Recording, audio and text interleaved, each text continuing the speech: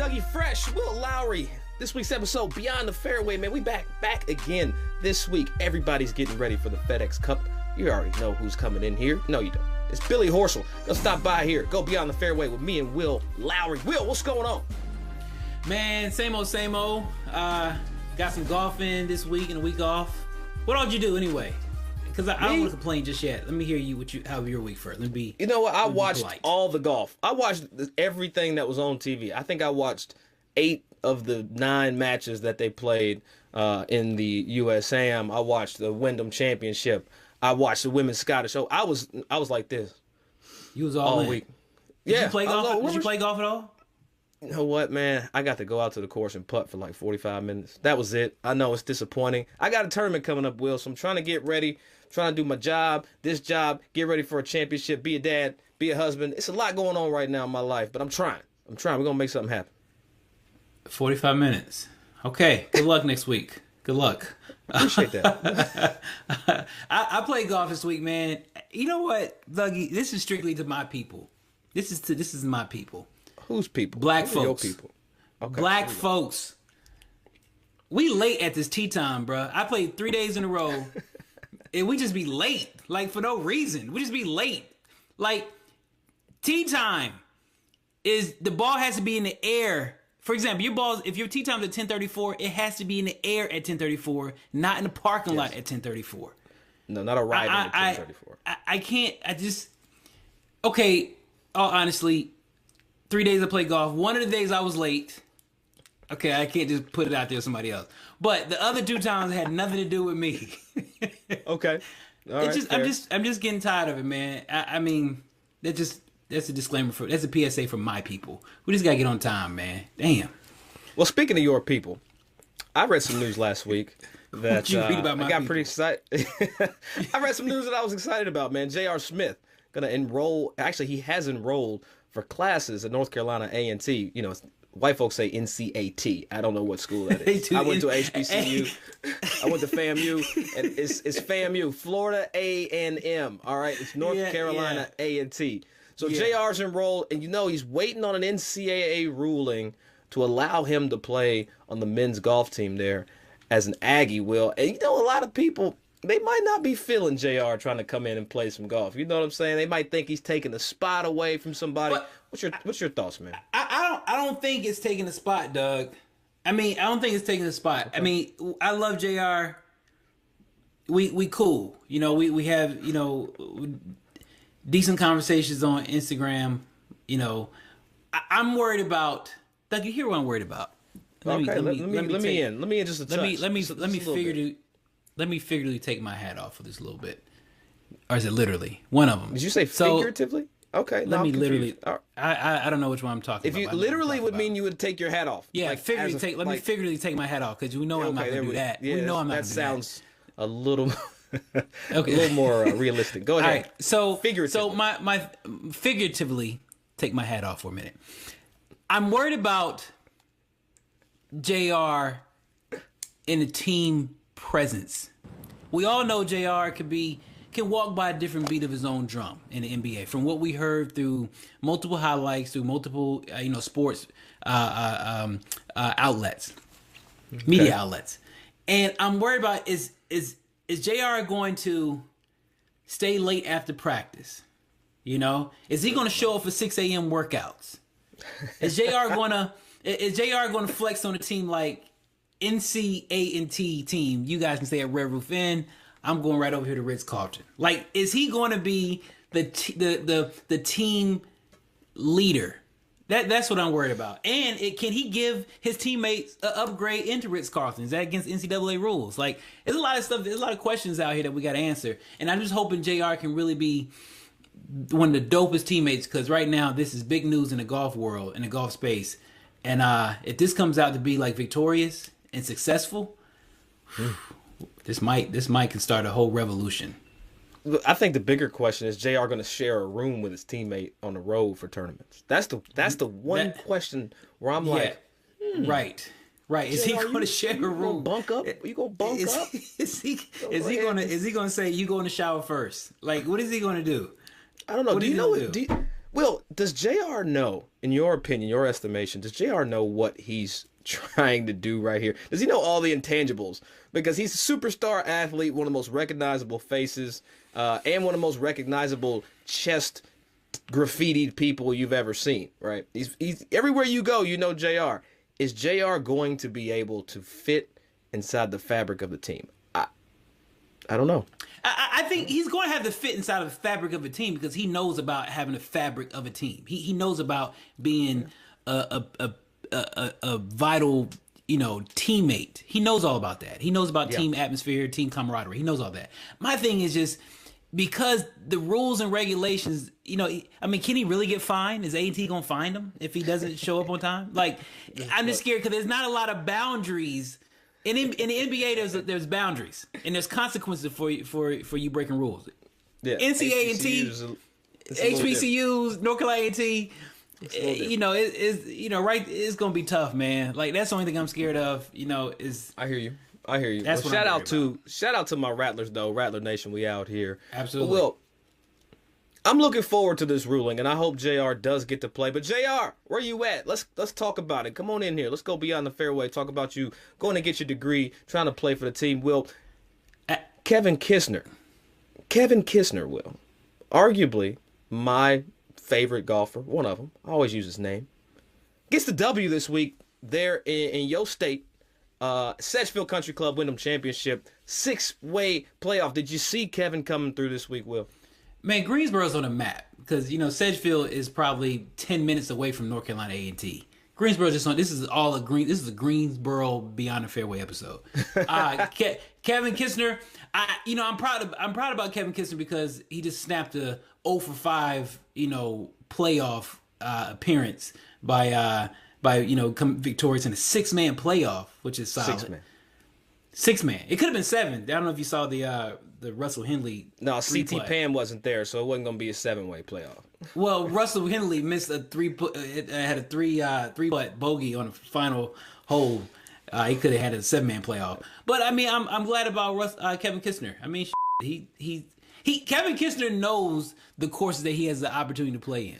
Yes, I don't know if you ever seen prior, but Kevin's always like, I have no chance of winning here this week. Nope. But I'm just here to do my best and get and get something deposited on Tuesday. Yeah. No, he's just like, you know what? I'm gonna try to get, keep my lights on in my house, keep some food in the refrigerator. I get it. But look, Kevin, he did his thing. Birdied the second playoff hole. Adam Scott, I don't know, you might be a candidate for Shank of the Week, missing a 3-footer in regulation for the first playoff hole. Don't do him like that. A little foreshadowing. I don't know if I'm going to give it to Adam, but we'll talk about that later. But I do want to shout out my local Arizonan and Ryann O'Toole get in the W. Look, 11 years, Will. 11 years. I don't know how many tournaments that is. I think you got the stat. Winless on the LPGA Tour. Gets it done. The Women's Scottish Open. Congratulations, Ryan. I know how hard you work. Beautiful, beautiful stuff, girl. You say I can't let you just claim that like your former Arizonian. I didn't say former. She's current. Current. Well, she's my big break. She's a big break. I didn't know she was big break. I didn't know Ryann O'Toole was on the big break. Big break sandals to be exact. Oh, good for her. Talking about longevity. 34 years old, 228 starts, and to even eclipse Lydia Ko, who's setting course records behind her at the event this weekend. So kudos to her. Proud of her. I wish I can win me a tournament. Where's the applause? Give me some. Brian, bring that in here. Thank you. There it is. I want to win a tournament at the big break. You got some work to do, Will. Did you watch the USAM? Did you see this? That's one of my favorite events to watch. Shout out to our NBC folks. Steve Burkle did a great job and all included and around bringing the USAM to the masses. James Pyatt getting the W over Austin Greaser. Great championship. Great course. Oakmont, man. I got to play Oakmont, Will. But have you ever played in a USGA event? Actually, I don't think you was ever an amateur. Now that I think about it. Were you even ever an amateur golfer? No, I never. I just dove right in. At the big break, that was so stupid, man. Let me tell you how stupid I was. After the big break, and me flopping over the wall and going in the hole, me thinking I had a chance to really go ahead and do some damage in the professional ranks. No, I had to go get my ass kicked for damn 8 years to figure out how to make a check. So yeah, no, I don't know. I don't know that. I can't really appreciate and understand the magnitude of what the U.S. Amateur does. But I'm sure you're gonna like me because you played in a few of them, haven't you? No, I only played in one. I didn't play in U.S. Am, unfortunately. I played in a U.S. Mid-Am. I was an old man in it. You know what I mean? But Yeah, I do remember that. Played U.S. Mid-Am at Stonewall outside of Philadelphia in Pennsylvania. I feel like the USGA is like Pennsylvania centric. But no, man, USGA golf, Will, is a completely different style of golf, and I hadn't played it. So big shouts out to Austin Greaser for making it to the final and James Pyatt for getting it done, because playing golf with all them cameras, all them people on a U.S. Open Championship golf course venue and doing your thing, getting the W, man, kudos to you. Proud of you. Hold it down. Will, but without further ado, let's go ahead and get into it. Billy Horschel coming in here, going beyond the fairway. Run it. Beyond the Fairway podcast welcomes in special guest Billy Horschel. Billy Ho, what's up, man? How we doing, guys? Well, I think I'm doing good. I think. Well, I'm gonna introduce myself. Live that down.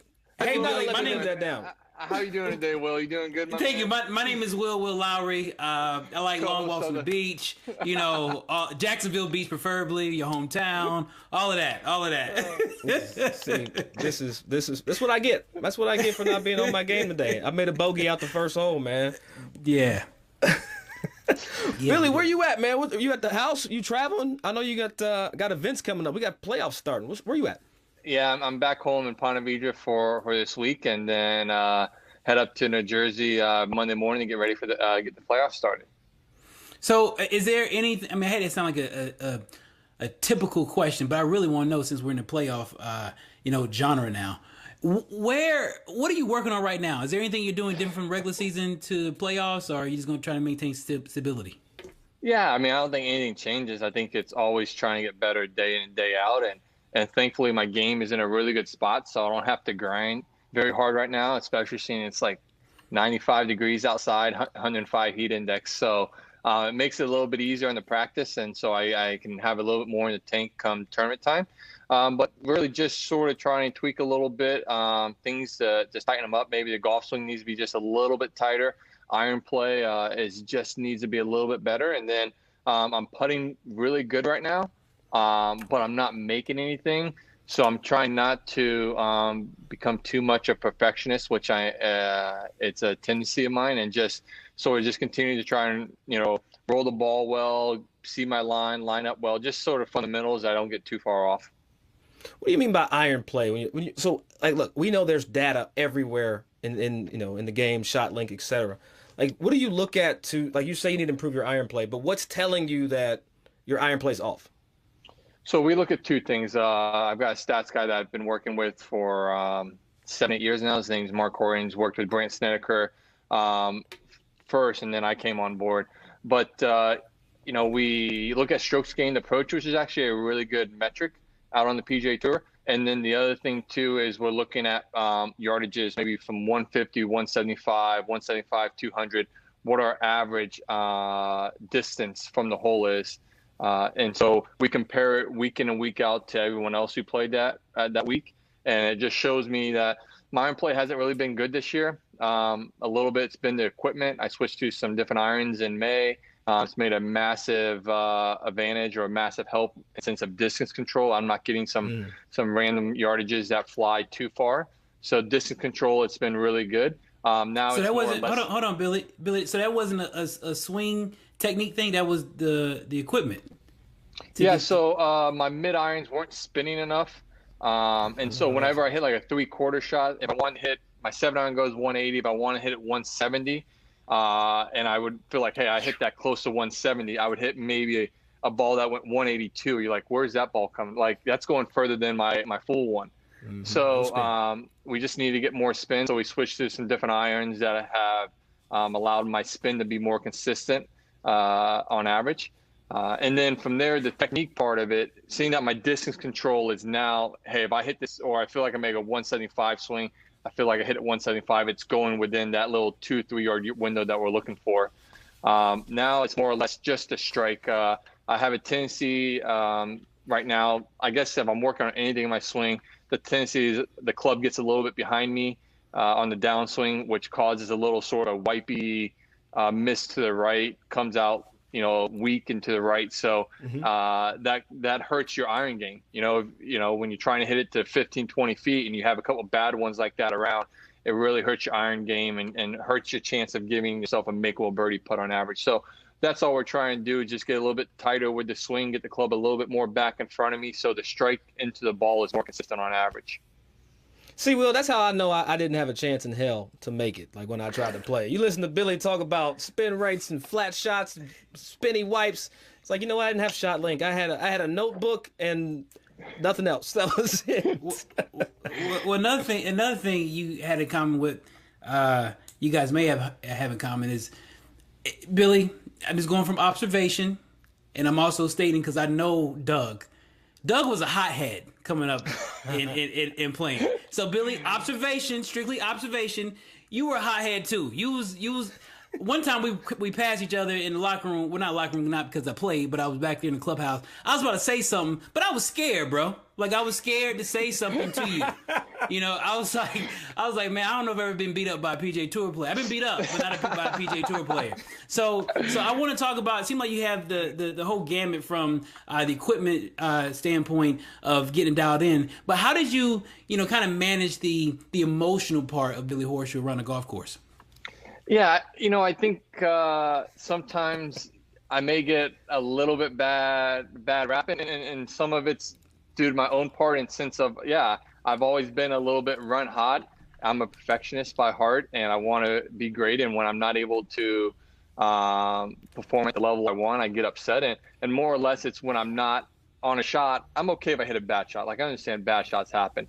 It's when I don't commit to hit the shot I want. See, that's what I'm talking about. And then that's what I get upset with. Yeah. I didn't at least give myself the best opportunity to hit a great golf shot. So I get upset with myself then.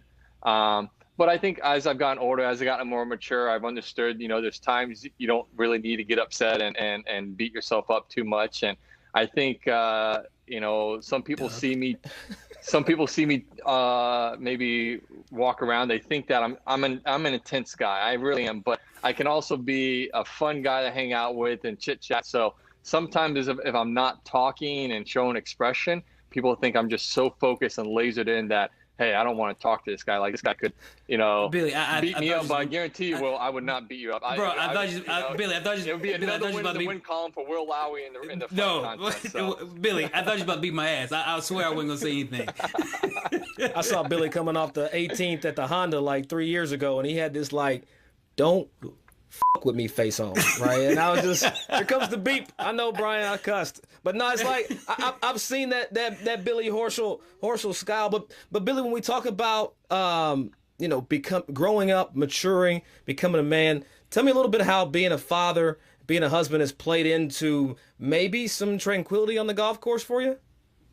Yeah, I think having kids and being married now for almost 11 years, I think you realize it's one thing, to do it to yourself. I think it's another thing when you have your kids and you want to show them the way to act properly. And I do a really good job of that. I try to tell them right from wrong in certain instances and teach them the right way. But I think the bigger thing for me is I hate when, someone may talk about, hey, there's so-and-so's kid, his dad's a hothead on the golf course. Something like, I hate that. Like, because they have to, they didn't do anything wrong. They're just my kid or my wife, Brittany. She's just my wife. Like, so for them to have maybe be looked upon differently because of certain things I may have done on the golf course, which, I'm not proud of, but I've admitted it and I've worked on it. And I've gotten better at it. Obviously I've gotten better, and I'll still get upset, but I think what most people don't understand is just the competitive person in me. I want to be great. I want to hit a be winning every turn or have a chance to win. And more or less, if you watch, like, I'm more or less talking to my competitors in between shots, hanging out, laughing, chit-chatting. Like, I'm not whining, pouting my way around the golf course like several other tour pros do, where you're like, man, I do not want, I can't wait to get done with this round of golf because this guy is miserable to be around. Like, I'll get upset with myself and then I move on and we can joke about something. Like, I played with Terrell Hatton. He's a great guy. We sort of cut from the same cloth. I think he may be a little bit more than me, But he's a great guy to be around, and he, it's not miserable around with him. If he's playing bad, yeah, he gets upset with himself, but you can still talk to him, still joke around, and he's still cool about it. Well, you know what, man, I that sounds just like the guy in the other box. I'm telling you, it's just like him. But there is something that your kids should be proud of, man. They should be glad when they go to the classroom that my dad has a great heart and he helps out everybody. And I want to get more in depth with the Advocate Pro Golf Tour, man. There was a big event that you had just last month over at Ponte Vedra, and I want to know, just, I hate to sound, man, what made you want to help out these black folks in golf, man? I mean, it's just that simple. I got to know what made you want to get in depth, because when you think about it, you see Cameron Champ, he's helping out a specific part of the whole ecosystem of golf. That's the competitive level, But you are really typically everybody take their hands off of when it comes to professional ranks. Well, you kind of dive deep. You're diving a little deeper and you're getting involved. So, what made you want to do that? Yeah, I'll see if I can make this. Not short, but get to the point quicker. Go long, man. I want to hear the whole thing. Let it out. This is exciting. I think when we play in the game of golf and you see professional golfers, you think majority of us, at least people of, similar color, my color, white, are come from country clubs and silver spoons. Well, I didn't. I grew up blue collared, lower middle class. There would be a couple times growing up that only one of my parents had a job and the other parent was out of work for months, for several months. And so my dad did construction. Neither of my parents had a college degree. My dad worked at construction sites with Mexicans, African Americans. Just everyone. All they were trying to do is make a better life for their family. And so I think the thing that my parents instilled in me is that, yeah, we may not have had the money, but, when it came to helping people, we offer ourselves. If people needed their yard cleaned up after a hurricane, we went and helped them out. We offered our services to help, our friends and our neighbors out. And then I was fortunate enough to be able to get to the University of Florida, be successful, and work and obviously get to the PGA Tour right after college. When I've met Willie, probably I think 2019, I think I met him first time, was out in San Diego at Farmers. We were doing a clinic together for First Tee of San Diego, and that's when I first heard about the APGA. And then last year, obviously the pandemic hit, but him and Kamayu came and worked with Todd Anderson, my teacher, that did some filming, learned more about the APGA and the struggles these guys go through. And I think the thing that sort of tied it in was maybe not so much the minority aspect, but just these guys are professional golfers trying to make it. And if I wasn't able to go to University of Florida or have a great college career, like where was I going to find the finances to be able to try and live my dream of trying to play on the PGA Tour? But then, when you add into our game to get bigger, to grow, to bring more fans in, we need to be more diverse. We need to be more inclusive. And the reality is that if there's a young kid who's white watching TV, he's going to relate to me in playing golf. And the only way we're going to get more minorities, more African Americans involved in this game of golf is they need someone that they can look up to on this TV screen playing golf. There's a reason why they play so much football and so much basketball, because they see someone, come from where they came from and their background be similar. And hey, they made it, I know I can make it. And That's right. So, and then the other, the one thing that I thought I could help out with them too is that I'm fortunate enough as being on the PGA Tour. If I've only played 3 or 4 years on the PGA Tour, I had connections through pro-ams with business people, CEOs, CMOs that I have contacts with that if golf wasn't, the path for me, I could reach out to them who would be willing to help me, my next path in life. And so I thought, hey, you know what? I can bring these guys in, give them what I get on the PGA Tour of meeting these business people who may want to help support their dream of making it on the PGA Tour, financially support them as a sponsor, or become a friend of theirs, a mentor. And then if golf doesn't happen to work out down the road, they have someone there next to them that they can go to and say, hey, golf's not going to work out. How can you help me? This is what I want to do. And they'd be willing to help them out. So at the Horschel Invitation, you had like an educational component with that too, with teaming up with Cisco, correct? Yeah, with Cisco was the presenting sponsor, and they were the first one to step up and sponsor the event. They were, without them, this event wouldn't have been as successful. And so we had a little business Q&A, a little cocktail hour where people can meet with other sponsors. One of my sponsors, Velocity Global, was there. We had people from PGA Tour Superstores. Arthur Blank is a really good friend of mine, owner of Atlanta Falcons.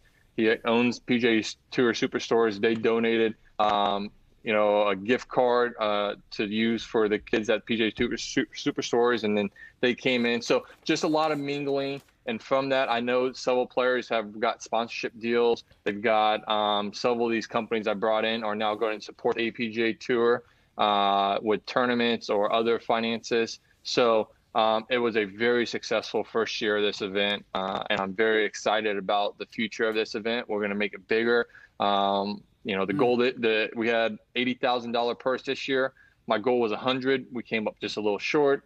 We did an unbelievable job to do this in 5 months. My team, Sherry Way, and my fairway management team did an unbelievable job. But now that we got an entire year to sell, the goal next year is to make the purse 150,000, if not more. So so that these guys actually can make some money that can help their dream of getting to the PGA Tour. Because after seeing some of these guys, I knew some of them a little bit, but seeing these players, seeing these 18 guys that came to this event, I hope every one of them makes it. But right now, I think there's 5 or 6 guys that are literally on the brink of making it to the PGA Tour. Obviously, you got to go to the Korn Ferry Tour, but they're on the brink of being on the PGA Tour in 2 or 3 years because they have that talent. They just need a little support, maybe financial, a little bit of the person who's been there to tell them, hey, you're good, just keep working. Maybe get some coaches, some other coaches in there just to help them. Whether it be sports psychology or teachers, whatever it may be. So we're trying to help these guys as much as we can because I truly believe, I think in 5 years minimum, if not 10, we're going to have at least 2 to 5, if not more, of these guys from the APGA Tour be on the PGA Tour. Hey, Billy. I love you, man. I love you, bro.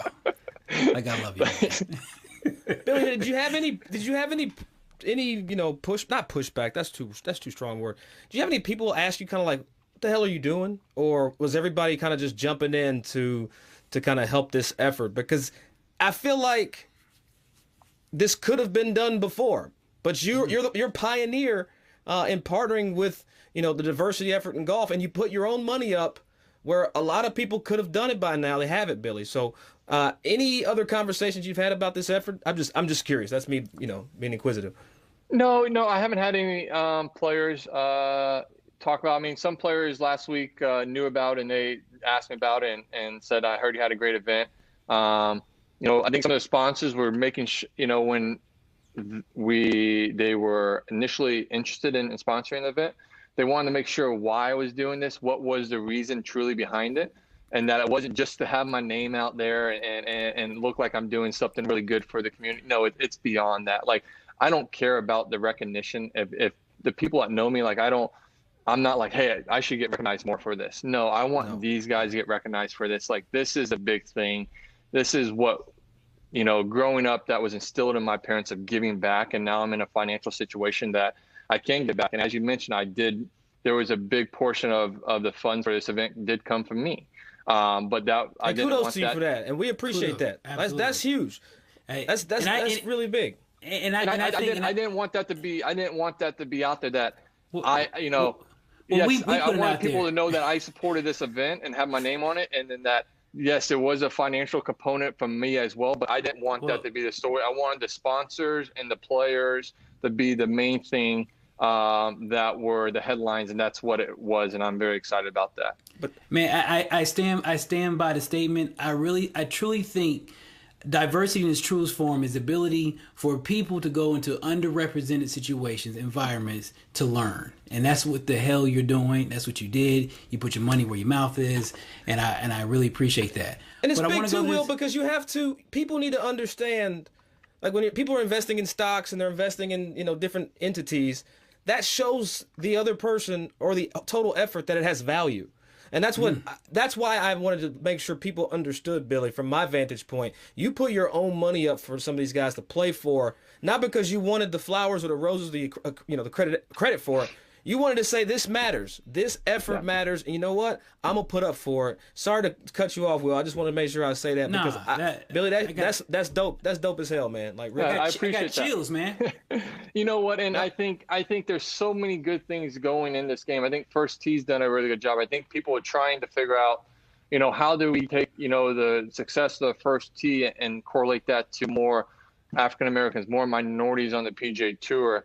And I don't know if there is a one way. There's not one road and one correct answer, but I do believe we need to support the guys that do want to make this as a profession, trying to make this as their livelihood and make it to the PGA Tour. We need to start supporting these guys because that's how it's going to happen. And that's how we can even get more people involved and more minorities involved, in the future, because the bigger our game grows, the more that everyone profits from it, whether it be a financial or more of a less or personal sensation. And as I hold an AJGA event, as I tell these kids, I have an AJGA event here in a couple months. I want all these kids to go and get Division I scholarships, play college, and make it to the LPGA or PGA Tour. But the big thing I'm telling them is that you guys are in a great game right now. That if you use your connections that you guys are gonna, hopefully gain over the years, you can lead to getting great jobs and wind up being CEOs and CMOs and entrepreneurs and presidents of companies, just by being able to play this game of golf and conduct yourself in a way that show these people how great you are. So it's pretty cool what golf can do beyond the professional level and sense of PGA Tour. And that beyond the fairway, Billy? What they can do beyond the fairway? Beyond the fairway, exactly. Beyond the fairway. But Billy, that's the thing right there, and I think people aren't really, or maybe starting to take notice at that introductory level. And as you go higher up in the game, obviously you have to invest in the game to get higher. But also as you go up, there's a increased opportunity for job placement or finding a career opportunity. And it's funny, I saw a stat on the National Golf Foundation, it's a 2017 stat, that 17% of African Americans participate at the introductory level. Now, when we talk about the competitive level, where the MAC Champ Invitational, or the AJGA, where you're also president, it drops down to less than 2%, right? So I think, with platforms like yourself, platforms like Cameron Champ, platforms like Steph Curry, whatever, we strategically place ourselves within the whole golf ecosystem so everybody can just attack.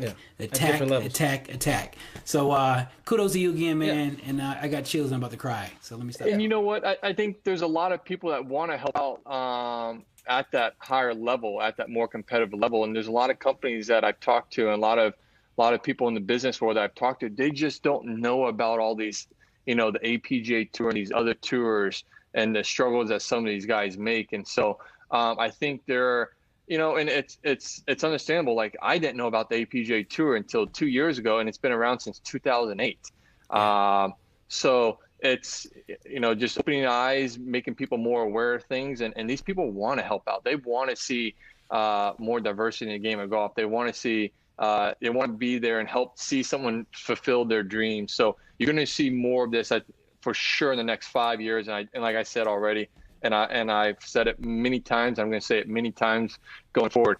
I think in 5 years, I think Willie Mack's going to be out on tour. That's one guy I think is going to be out on tour. There's a kid from Michigan State who's a senior, Troy Taylor, who is an impressive kid. He's going to be out on tour. Marcus Bird, Ryan Alford. I'm missing some guys here, but there's several guys that I saw. Maybe a Jared Garcia. Like I said, there's 6-8 guys at this APGA Tour event that I think are really right on the cusp of getting out to the Korn Ferry Tour and then hopefully the PGA Tour. They just need a little bit more support and a little financial support as well. Billy, speaking about dreams, you've got an opportunity to check one of your own off the list this year as being potentially a member of this year's Ryder Cup team. Where you are 6th in the world, 16th in the team standings right now. With the redo this year, where Stricker's going to pick 6. Sorry, I'm from Kentucky, so, hey, talking horse racing. We're going to pick 6. What do you got to do to get yourself in a position to be a part of your first Ryder Cup team? Yeah, I think last week was a big step. I played really well for really 4 days. The final day, I made one bad swing and cost me by making a double. And then I just didn't make any putts really at all week. And so finished 17th. And so if I can go over these next 3 events, he's picking the 6 guys after Tour Championship. If I can go to Northern Trust, BMW, and then the Tour Championship and play really solid, maybe throw in a couple top 10s, maybe a couple top 15s at worst, I think I've got a chance of being picked. I know I'd be a rookie. I know I'd be somebody that Your old ass hasn't rookie, played. Really. Yeah, I would be. I mean, I'm be an old ass 34. rookie. Man. I am. I mean, the way it's going now, if you're not early 20s, make a Ryder Cup team, you're considered old. This old ass rookie, young looking guy. Exactly. So I think I just got to play well. I've got to play well. I think my record shows outside, I haven't made a President's Cup or Ryder Cup team, but I played in Zurich Classic. I played in the Shark Shootout. I played in some team competitions. I've been very successful with partners of many different, what their personality is and games and everything. So I think I've shown that I'm a really good partner for whoever I get paired with. And I would love to be part of it. If it happens to be this year, then I would love to be it on this team. If I have to wait until 2020, 23 now in Rome when I'm 36, then hey, hold on now. Be an old ass rookie again. So, Billy, but you know what? I feel like this is your time of the year. I mean, you think back 2014, you come in the FedEx Cup, you win 2 of them and take the championship. You also picked up, 10 mil. I'm not gonna, yes, I'm putting your financial business in the street. Yeah. But do you think back to 14 as you enter into this year? Like, if I just do that one more time, I've done it before. Like, I can win 2 and then I'm off. I'm good. Yeah, you're exactly right. I think for some reason, my game I'm always sort of working at it throughout the year and it never seems, I'm never satisfied with it. And then when it comes down to this time of year, like there's only a couple of events left. So you got to be satisfied with what you got and you got to make it work. And so now I feel really good with where my game is and since the way I'm striking the ball and putting. And so now for me, I just got to really just try and stay out of my way a little bit and try not to put too much pressure on myself, knowing that if I just go out there and play my game and let that sort of momentum build, then I'll be in a really good spot, because once I get that train moving a little bit quicker, that momentum train, I usually, that the thing starts moving pretty quick and I can rattle off a couple of victories. See, what you don't know, Will, about Billy is Billy likes that pressure. He subscribes to that pressure makes diamonds mentality. Right. So, you know what, Billy? P.S. This is for you right now. I've never done this ever. Wow, this is huge. This is a huge moment right now. I can't stand Florida. Well, but you know what? I know this. I love you though. I know this. I'm going to be at the BMW this year, and if I see Billy, I'm talking to you. Say hello. Bro. Promise. I'm gonna say hello. I don't care if you come. You. I don't care if you come off a bogey. I'm saying hello and just let it be made known. Yeah, perfect. All right, Billy, we get out of here the same way with every guest we have. Only place you'll get this question in golf. Rap foursome right here on Beyond the Fairway podcast, Billy Horschel edition. Billy, you're gonna go play golf with 4 rappers. It's going to be you and 4. So it's 5 of y'all. You pull up to the golf course. Yes, we're going to call it Sawgrass. Go pull up Sawgrass. I don't care if they're dead or alive, if they play golf or they don't play golf. I want to know, Billy, who are you pulling up to the golf course with? Gosh, I'm old school. I'm an old school guy. We're going to count Outcast as one. Okay, their fair. entire group. We're not going to count them both, but there's 2, but there's okay. So that's in one. I'm going to go with Tupac, and then I love some Eminem. Nice. Okay. And then I'll throw a new one in there. Gosh, there's so many good ones right now. This is a tough not one. An easy question. Bill. No, Well, it's not. I'm going to throw in another. I like a lot of their songs. And once again, it's more than one guy in this group, but I'm going to go with the Migos. Oh, you got a posse. Oh, Sawgrass ain't letting nobody up in there doing that. They'll never let anybody. Hey, I live here. I get the, you do not have that much juice. You don't have juice like that, B. You don't have juice to get in that club. No, you do not. No, you do not. No, you do not. Oh, man. Well, Billy, look, thank you so much for your time. Thank you so much for going beyond the fairway. And thank you so much for being so inquisitive around a topic that you said, well, hell, let's do something to figure out the answer. You know, we have a challenge that we need to figure it out. I don't know all the answers, but I'm going to pull some people involved. We're going to do something. And you know what? Something is a hell of a lot better than nothing. Thank you so much stepping in here, going beyond the fairway with Will Lowery and myself. You only get it right here, folks. Beyond the Fairway podcast. Dougie Fresh, Will Lowery, Billy Horschel. Holla. Thanks, guys.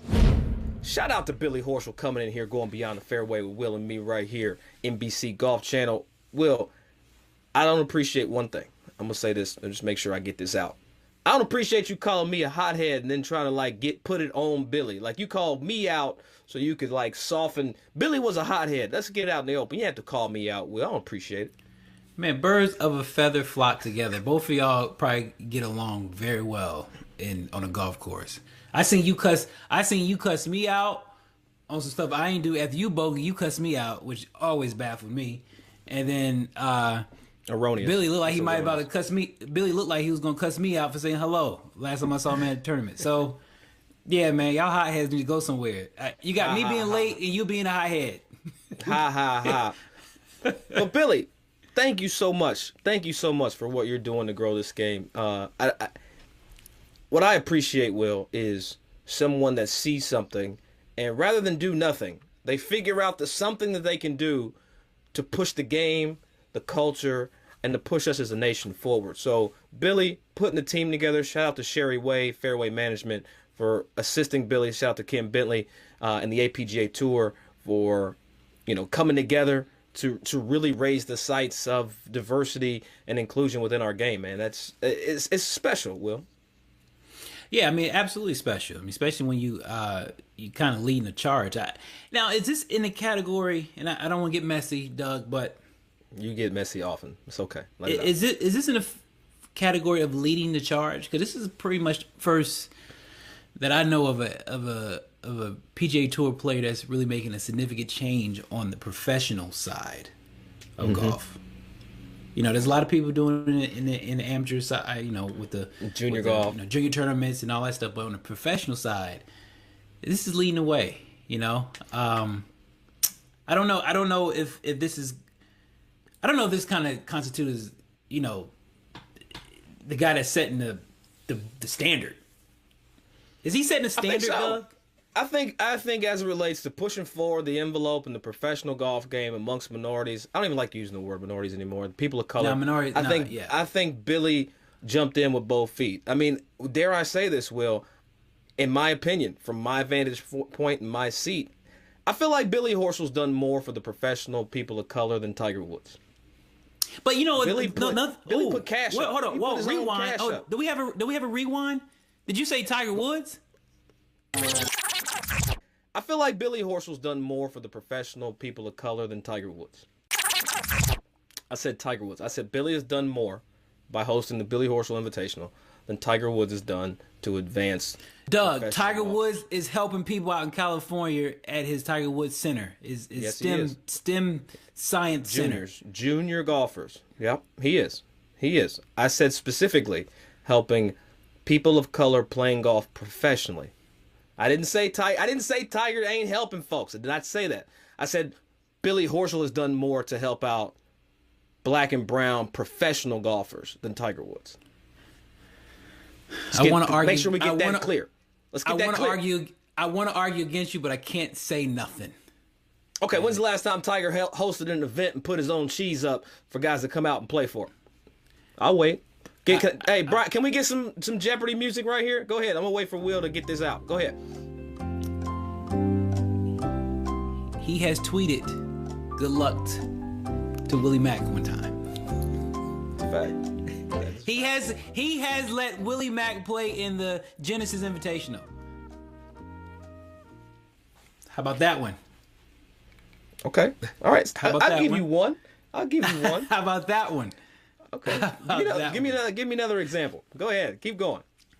Tiger Woods has.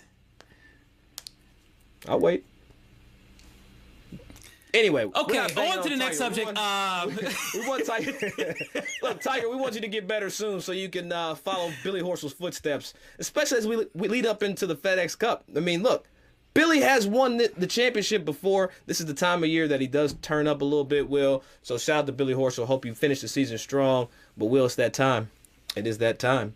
We got to get to it. You know what it is. I do. The second week. My second week's a little different. You know, we just saw this guy at the Area 313 when we did an MC event for Rocket Mortgage. And I think you presented him. I think you introed him. Tom Izzo is my shank of the week. He said something that was a little disturbing to me. Now, you know, coming off the win of James Pyatt at the 2021 U.S. Amateur Championship yesterday, he said something, and I get it. He said that Michigan State is now a golf school. It's no longer a basketball school. We show no hell, it ain't a football school. But to say that it is absolutely a golf school now, that bothers me because I'm a Michigan State fan. I've been a fan of Tom Izzo ever since he won a championship in 2000. I follow his career from 8-time Final Four appearance. Like, I know Tom Izzo. And for him to say that it is a golf school now, it hurts me. And we know 2020 we had a couple participants from Michigan State that represent the Spartans in the U.S. Women's Am. You know, Valerie Plata and Valentine Rossi who represented Michigan State this year. But Shank of the Week goes with Tom Izzo. And it scares me that he said it's a golf school coming up on the season that is right in front of us. So if you think it's a golf school right now, please make it a basketball school in 8 months, please. Tom Izzo, Shank of the Week.